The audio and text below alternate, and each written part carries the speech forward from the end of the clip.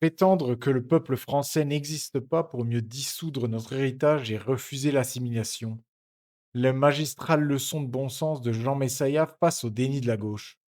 Sur le plateau, une intervenante tente le piège habituel en demandant avec mépris ce que serait un Français de souche. La réponse est implacable, écoutez bien. C'est Attention. quoi être français de souche? Non, Moi, mais je voilà, alors je ça, sais alors ça, Comment c'est ça alors ça, c'est, attendez, voilà, c'est ce une discours. magnifique question. Ça, Non, c'est mais- une magnifique question et Donc, permettez-moi d'y répondre Ah, putain, je vais me immédiatement. faire engueuler. Non, non, pas du tout. Ah bon? Alors, ça, donc vous c'est la rappelez la question, Myriam, qu'est-ce non? qu'un Français de souche? Voilà. Bon. Moi, enfin, je sais pas, j'ai l'impression là, ça chauffe mes oreilles, ce que j'entends. Oui, oui, bah, bien sûr, mais je sais que ça vous chauffe les oreilles, mais c'est d'ailleurs le seul endroit du monde où cette question peut vous chauffer les oreilles, c'est en France, hein.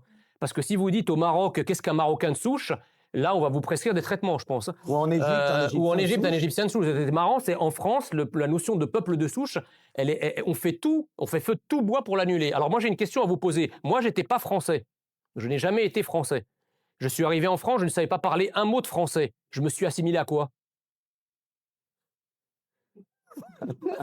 Ce constat est d'une puissance et d'une clarté absolue. La question posée par Jean Messia est tout simplement imparable.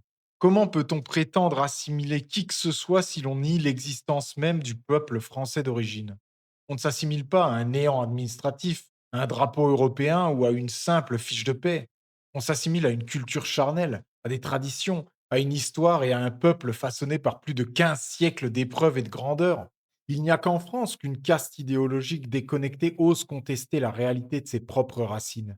Allez poser la question au Japon, en Chine ou en Afrique. Personne n'aurait l'absurdité de nier l'existence de son peuple autochtone.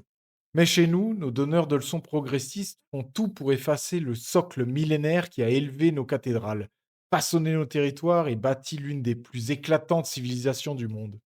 La France est une terre de transmission, de fierté et de courage. Prétendre effacer notre peuple sous un universalisme béat et culpabiliser est un suicide national que nous refusons catégoriquement. Pour intégrer et respecter une nation, la première des règles de bon sens consiste à reconnaître qu'elle existe et à chérir son héritage. Partagez cette vidéo en masse pour défendre l'identité et la grandeur de la France. Dites-moi ce que vous en pensez en commentaire et abonnez-vous.